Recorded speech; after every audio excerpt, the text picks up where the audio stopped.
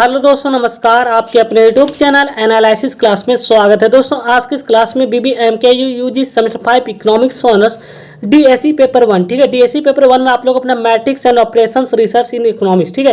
तो आज हम इसी का एक इंपॉर्टेंट क्वेश्चन आंसर आप लोग को सॉल्व करवाने वाले, जो आपके एग्जाम के विषय 100% आने की संभावना है, ठीक है। और अक्सर प्रश्न पूछा जाता है और आपका प्रश्न मैट्रिक्स का टॉपिक है यूनिट 1 का ही, ठीक है।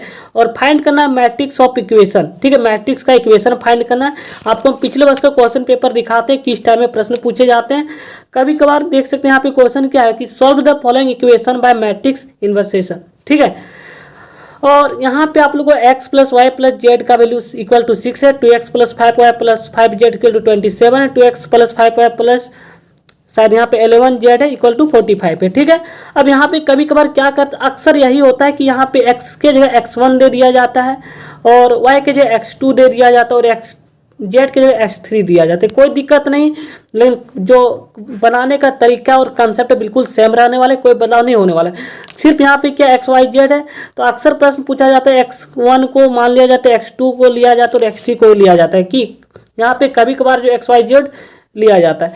तो आपका प्रश्न है, आज हम इस क्वेश्चन को आप लोग को हम सॉल्व करवाने वाले हैं, जिसका आप यहाँ पे क्वेश्चन पेपर को देख सकते हैं। और आपका प्रश्न है x1 plus x2 plus x3 equal to 9, 2x1 plus 5x2 plus 7x3 equal to 52, 2x1 plus x2 minus x3 equal to 0 है, ठीक है। तो ये अब यहीं पे x1 को मान लीजिए x और y1 को मान लीजिए, x2 को मान लीजिए y और x3 को मान लीजिए z। कॉन्सेप्ट तो सही है, बनाने का तरीका भी है। तो चलिए इस क्वेश्चन को सॉल्व करते हैं। आप लोग लास्ट तक बने रहे। अगर आप लोग चैनल पर नए हैं तो चैनल को सब्सक्राइब कर लीजिएगा, ताकि इसी प्रकार आपको लेटेस्ट अपडेट समय पर मिलता रहे। तो हमने पिछले वीडियो में आप लोग को इन्वर्स बता चुके और यहाँ पे हमने इन्वर्स का प्रयोग करने वाले, ठीक है। इसलिए आप लोग ध्यान से देखिएगा। अगर आपने पिछले वीडियो को नहीं देखे तो आप लोग पिछले वीडियो को जरूर देखिएगा, क्योंकि हमने पिछले वीडियो में इन्वर्स को बता चुके हैं और यहाँ पे इन्वर्स का यूज होने वाला, क्योंकि इन्वर्स से ही यहाँ पे जो है मैट्रिक्स इक्वेशन निकाला जाता है, ठीक है। तो चलिए इस क्वेश्चन को सॉल्व करते हैं। आप लोग लास्ट तक बने रहना है, ठीक है। तो चलिए क्वेश्चन को देखते हैं। जो क्वेश्चन में दिया हुआ था, ठीक है, आपका जो क्वेश्चन में दिया हुआ था, हमने पूरा क्वेश्चन को यहाँ पे लिख चुके हैं। सॉल्यूशन अब आगे करना है, ठीक है। तो चलिए इसको सॉल्व करते हैं। सबसे पहले यहाँ पे कुछ चीज़ें आपको पता होनी चाहिए। x1 का कोएफिशिएंट वैल्यू क्या होगा, 1 होगा। 1 क्यों होगा, इस चीज़ को सुनिए, क्योंकि यहाँ पे 1 से मल्टीप्लाई है, ठीक है। यहाँ पे 1 से मल्टीप्लाई लेकिन लिखा नहीं जाता है, क्योंकि 1 इंटू x1 कीजिएगा तो x1 ही होता है। x2 का कोएफिशिएंट वैल्यू 1 होगा, x3 का कोएफिशिएंट वैल्यू 1 ही होगा, x1 का कोएफिशिएंट वैल्यू यहाँ पे 2 होगा, ठीक है।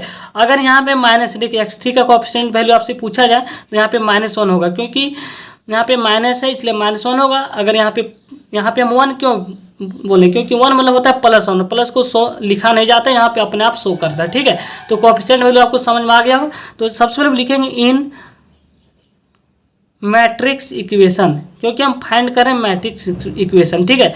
और इसको एक मैट्रिक्स के रूप में सजाएंगे। अब जो इसका कोएफिशिएंट था 1 था 1 था 1, इसमें 2 5 7 2 1 -1, यही ना वैल्यू था। अब इसको क्या करना है, यहाँ पे लिखना है x1 x2 और x3, क्योंकि x3 x1 x2 से मल्टीप्लाई है, ये पूरा पोर्शन इससे मल्टीप्लाई, ये इससे मल्टीप्लाई, ये इससे मल्टीप्लाई, ठीक है। कोई दिक्कत नहीं। अगला है 9 52 0, ये आपका मैट्रिक्स इक्वेशन हुआ सिर्फ। अब यहाँ से सॉल्यूशन स्टार्ट होता है, ठीक है। अब इसको मान लेते हैं, इसको मान लेते हैं पूरा x capital X equal to B. अब यहीं से आपका क्वेश्चन बनता है x equal to A inverse B, क्योंकि ये मल्टीप्लाई इधर लाएंगे तो बट्टा में चला जाएगा, तो इसलिए इन्वर्स क्यों आ जाए और बी मल्टीप्लाई होगा, ठीक है। इसी पर काम करना है। अब सवाल उठता है क्या ए इन्वर्स बी निकालना है। ए इन्वर्स बी निकालने के सबसे पहले ए इन्वर्स निकाला होगा, जो मैट्रिक्स ये दिया हुआ है, इसी को मैट्रिक्स को ये मानना होगा, इसी से सॉल्व होगा। और अगर आप पिछले वीडियो को नहीं देखे तो आप पिछले वीडियो को जरूर देखेगा, क्योंकि हमने पिछले वीडियो में आप लोगों को इन्वर्स बता चुके हैं, इन्वर्स कैसे निकाला जाता है, ठीक है। और अगर आप इन्वर्स को निकाल लेते हो तो सिर्फ बी से मल्टीप्लाई कर देना होता है, XY x1 x2 x3 का वैल्यू निकल जाए, कोई दिक्कत इसमें है नहीं, ठीक है। तो चलिए हम यहाँ पे इन्वर्स को निकालते हैं। इन्वर्स निकाले कैसे जाता है, इन्वर्स इक्वल टू फॉर्मूला होता है adjoint A adjoint of A इसी को adjoint of A by determinant of A. सबसे पहले आपको एडजॉइंट ऑफ ए निकालना होगा, और एडजॉइंट ऑफ ए निकाला जाता है किस प्रकार, तो सुनिए।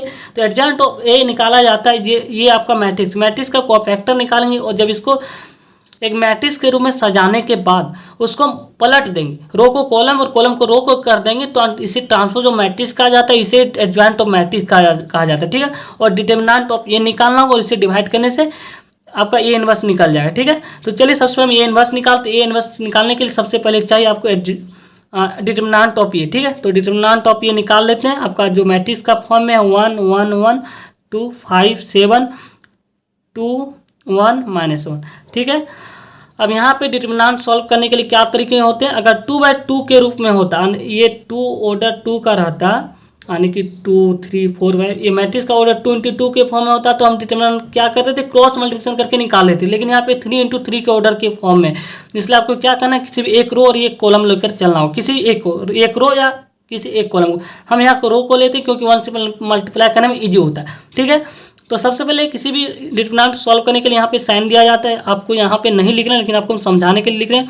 +1 -1 +1 सॉल्व करेंगे। ठीक है, तो सबसे पहले हम 1 को लेंगे। अब 1 के सेंटर में क्या है, 1 को बाहर रखेंगे। अब यहाँ पे हम डिटर्मिनेंट की 2/2 के रूप में लिखें। 1 के सेंटर में जो है उसको वो कट जाएगा, 1 2 2 1 के कॉन्टैक्ट में 2 2 ये कट जाएगा, यानी कि ये ढक जाएगा, और इसके कॉन्टैक्ट में ये है, ये ढक जाएगा। ठीक है, तो आपका क्या बचेगा, 5 7 1 -1 बचेगा, कोई दिक्कत नहीं, इसी को लिखना है। आगे -1 है, -1 में ये पूरा -1 के कांटेक्ट में कौन कौन है, ये पूरा है और ये पूरा है, तो ये ढक जाएगा, तो आपको क्या बचेगा 2 7 2 -1, तो 2 7 2 -1 +1। अब फिर +1 के कांटेक्ट में कौन कौन है, तो ये सेंटर है और ये सेंटर, ये सब ढक जाएगा, तब का क्या बचेगा 2 5 और 2, यानी कि ये ढक जाएगा और ये ढके, तो आपका क्या बचेगा 2 5 2 1। ठीक है, कोई दिक्कत नहीं, 2 5 2 1, यहाँ तक तो कोई दिक्कत नहीं होनी चाहिए। ठीक है, अब यहाँ पे हमने डिटर्मिनेंट के फॉर्म में यहाँ पे लिख चुके हैं। अब आगे सॉल्व करना है। 1 से बाहर रखेंगे, 5 × -1 -5 -7 क्रॉस मल्टीप्लिकेशन हो रहा है। ठीक है, इसी प्रकार -1 बाहर रहेगा, 2 × -1 -2 होगा, और 7 × 2 14 -14 होगा।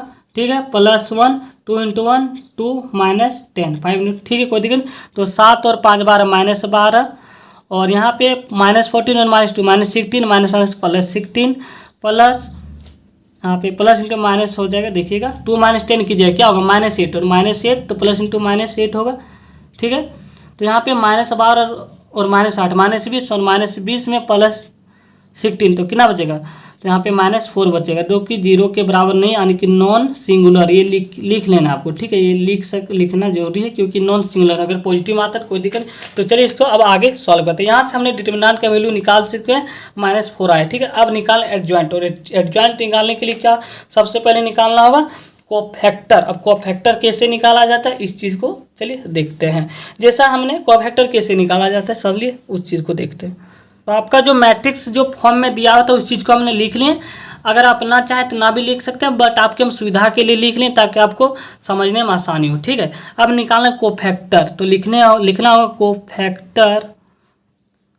कोफैक्टर। ठीक है, यानी कि कोफैक्टर निकालना। कोफैक्टर, अब आपसे पूछा जाए कि ए का एलिमेंट का जो प्लेस वैल्यू क्या है, ये 1 1 है, एक 1 का प्लेस वैल्यू क्या है, ये 1 2 होगा, ये सब आप पढ़े होंगे। ठीक है, ये 1 3 होगा। ठीक है, और इसी प्रकार यहाँ 2 का प्लेस वैल्यू क्या है, 2 1 होगा। 5 का प्लेस वैल्यू क्या है, तो 2 2 होगा। और -7 का प्लेस एलिमेंट का जो प्लेस वैल्यू ये 2 3 होगा। तो इसी प्रकार चलिए सबसे पहले आपको कोफैक्टर निकालते हैं, इसके बाद आगे आपको बताते हैं क्या करना है। तो कोफैक्टर का जो फॉर्मूला होता है -1, यानी कि ये 1 1 का एलिमेंट है, यही ना, इसका प्लेस वैल्यू निकाल रहे हैं, तो ये 1 1 का फॉर्मूला होता है -1, और यहाँ पे जो 1 और 1 है, तो यानी कि 1 + 1 ऊपर चला जाएगा। ठीक है, 1 + 1 यानी कि पावर 2 का -1 का स्क्वायर क्या होगा, 1 ही होगा। और यहाँ पे आप 2 स्टेप यहाँ पे देखिए, तब आपको पूरा समझ में आएगा क्या है। अब ये 1 1 का इसी प्रकार जिस प्रकार हमने डिटर्मिनेंट को निकाला, ये 1 1 निकालने के लिए ये 1 1 का प्लेस वैल्यू क्या है, ये है। चलिए आपको दिखा देते हैं। ये 1 1 का प्लेस वैल्यू 1 हो गया, ये 1 2 का प्लेस वैल्यू 1 हो गया, ये 1 3 का प्लेस वैल्यू आप लोग सेमेस्टर 4 में पढ़े होंगे। ठीक है, फिर भी आप लोग को हम यहाँ पे डिटेल बता रहे हैं। ये 2 2, ये 2 3, और ये 3 1, ये 3 2, ये 3 3।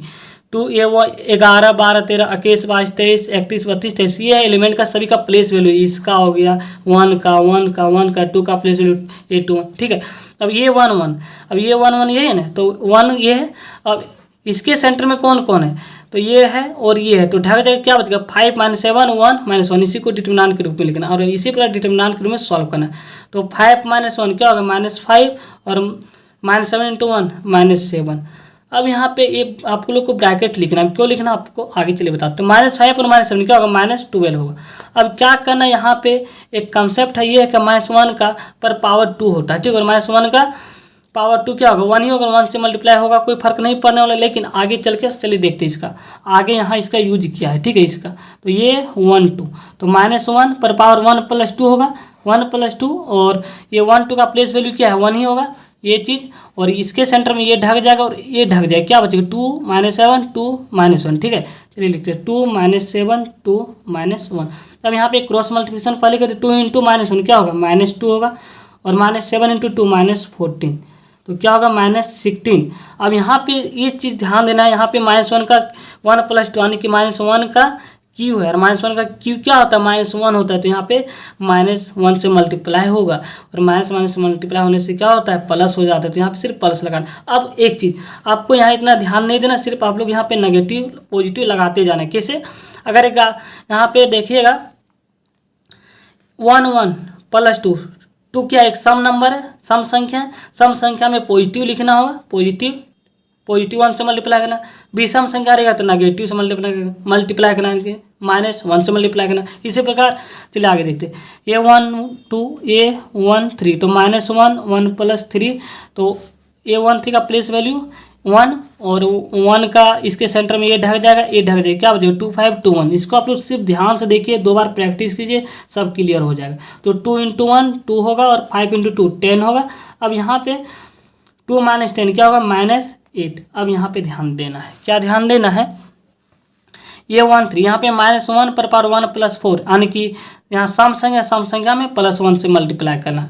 +1 से मल्टीप्लाई होगा, कोई फर्क नहीं पड़ने वाला, वही रह जाएगा। अगर माइनस रहता तो यहाँ पे सिर्फ माइनस से मल्टीप्लाई हो जाता, तो माइनस × माइनस क्या होता प्लस हो जाता। लेकिन यहाँ पे 1 और 3 4 जोड़ने से 4 हो, जो सम संख्या पॉजिटिव, अगर विषम रहता तो नेगेटिव, ठीक है। तो चलिए अब आगे इसी प्रकार सॉल्व करते हैं। तो ये 1 3 कंप्लीट होता है। अब ये 2 1 कैसे निकालना देखिए इस चीज़ को। 2 1 में आपका पूरा 2 1 ये है, तो ये ढक जाएगा और ये ढक जाएगा, तो 1 1 और 1 - 1 बचेगा, है ना, यही ना। चलिए इस चीज़ को लिखते हैं। तो -1 और 2 + 1 रहेगा, इसको लिखते हुए जाना है, ठीक है। और आगे यहाँ पे आपका जो एलिमेंट होगा 1 1 1 -1, तो क्रॉस मल्टीप्लिकेशन -1 + -1, तो -2 और यहाँ पे 2 1 3 2 1 3 मतलब क्या है नेगेटिव साइन होगा, तो नेगेटिव तो माइनस क्या हो जाएगा प्लस हो जाएगा। आपको यहाँ नेगेटिव लिख देना ब्रैकेट के अंदर बाहर, ठीक है। इसी प्रकार ये 2 2, इसी प्रकार जिस प्रकार हमने बताया -1 पर पावर 2 + 2 एक सम संख्या में पॉजिटिव नंबर होगा और यहाँ पे जो डिटर्मिनेंट का वैल्यू होगा ये 2 2 का, यहाँ पे देखिए ये 2 2 का इसका प्लेस वैल्यू है, ठीक है। तो ये ढक जाएगा, ये ढक जाएगा, क्या बचेगा 1 6 और 2 -1 बचेगा, ठीक है। तो चलिए इसको हम लिखते हैं 1 1 2 -1, इसी प्रकार आपको सॉल्व करना है -1 -2 और यहाँ पे ब्रैकेट लगाना है। तो यहाँ पे 2 2 4 है, यानी कि सम संख्या +1 से मल्टीप्लाई होगा, कोई फर्क नहीं पड़ने वाला, -3 होगा, ठीक है। इसी प्रकार ये 2 3 -1 2 + 3 और यहाँ पे 2 3 का एलिमेंट का जो प्लेस डिटर्मिनेंट वैल्यू 2 3 यानी कि ये ढक जाए, ये ढक जाए, क्या बचेगा 1 1 2 1, ठीक है। आप लोग यहाँ पर प्रैक्टिस कीजिए, बार बार क्लियर हो जाएगा, ठीक है। 1 1 2 1, तो इसका 1 क्रॉस मल्टीप्लिकेशन, ठीक है। तो यहाँ पे 2 3 5 यानी कि नेगेटिव संख्या होगा, तो नेगेटिव साइन होगा। 1 - 2 क्या होगा -1 और +1 हो जाएगा, ठीक है। आगे इसी प्रकार ये 3 1 निकालते, उम्मीद करते हैं आप लोग सारी चीज़ों को समझ गए हम यहाँ पे क्या कर रहे हैं, ठीक है। अब यहाँ पे ये 3 1 का प्लेस वैल्यू एलिमेंट का, यहाँ इसका पोजीशन वैल्यू ये है 2, तो इसके चरण में ये ढक जाएगा, ये ढक जाएगा, तो यहाँ पे 1 1 5 -7 बचेगा, ठीक है। तो इसी चीज़ को चलिए हम पूरा लिख लेते हैं 1 1 2 1 और क्रॉस मल्टीप्लिकेशन 1 - 2 3 1 4 समसंग है, समसंग में पॉजिटिव होगा, कोई फर्क नहीं पड़ने वाला है। ये 3 2 -1 3 + 2 इसी प्रकार निकालना है 1 1 और यहाँ पे होगा 2 7। ठीक है, आप लोग देख लीजिएगा, हम यहाँ पे बता रहे हैं हर चीज़ को ताकि आपका हर कंसेप्ट क्लियर हो। क्रॉस मल्टीप्लिकेशन 7 - 2 यानी कि 5 होगा, 3 2 5 यानी कि विषम संख्या में नेगेटिव साइन होता है। ठीक है, एक और बच गया ये 3 3 -1 पर पावर 3 + 3 डिटरमिनेंट का सिंबल 1 1 2 और 5 होगा। तो क्रॉस मल्टीप्लिकेशन 5 - 2 3 होगा। 3 3 6 है, पॉजिटिव नंबर होगा, कोई फर्क नहीं पड़ेगा। अब इसको मैट्रिक्स के रूप में सजाते हैं। यहाँ पे देखिए A1 1 का आपका प्लेस वैल्यू क्या है, A1 का प्लेस वैल्यू -12 यहाँ पे लिखेंगे। A1 2 का प्लेस वैल्यू क्या है +16 यहाँ पे लिखेंगे। A3 का प्लेस वैल्यू क्या है -8 है। इस चीज़ को हम यहाँ पे पूरा लिखेंगे इसी फॉर्मेट में। ठीक है, तो चलिए लिखते हैं। तो हमने अब इसको मैट्रिक्स के रूप में लिख लिए, जैसे कि आप लोग यहाँ पे देख सकते हैं -12 16 -8 जो वैल्यू A1 का वैल्यू निकाले थे उसी चीज़ को हमने हर चीज़ को यहाँ पे लिखना था। लिख लिया, अब इसको क्या करें एडजॉइंट निकाल। एडजॉइंट इक्वल टू क्या होता है, मैट्रिक्स को ट्रांसपोज कर देने से ट्रांसपोज। ठीक है, ट्रांसपोज इसे पलट देना, रो को कॉलम में लिखना और कॉलम को रो में। इसे रो कहा जाता है R1 R2 R3, इसे कॉलम 1 कॉलम 2 कॉलम 3 कहा जाता है। ठीक है, इसको एक कॉलम के रूप में, इसको हम रो के रूप में लिखेंगे। देखिए तो -12 है। ठीक है, -12 16 है, 16 नीचे आ जाएगा, -8 है, एक कॉलम के रूप में यानी कि ये लंबाई के रूप में, इसको हम खंभा के रूप में लिख रहे हैं, कोई दिक्कत नहीं। ठीक है, अब इसको इसी को 2 -3 1 फिर 2 -5 -3 क्लियर। आप लोग सिर्फ माइनस में गलती मत करना है क्योंकि यहीं पे तो नंबर है, अगर यहाँ पे मिस्टेक करते तो पूरा कैलकुलेशन गलत हो जाएगी। इसलिए आप लोग इसको बार बार प्रैक्टिस कीजिए, एक बार लिख लीजिए, तभी आप लोग का क्लियर होने वाला, अगर आप इन्वर्स नहीं निकाल पा रहे हैं। ठीक है, अब यहाँ पे हम निकालते हैं इन्वर्स। इन्वर्स का formula adjoint of A by determinant of A. Adjoint of A का हमने ये वैल्यू निकाल लिए और चलिए इसको लिख लेते हैं -12 2 एक भी स्टेप गैप नहीं करना है ताकि आप लोग को फुल नंबर यहाँ से उठाना है। ठीक है, क्योंकि यहाँ से एक प्रश्न आते हैं।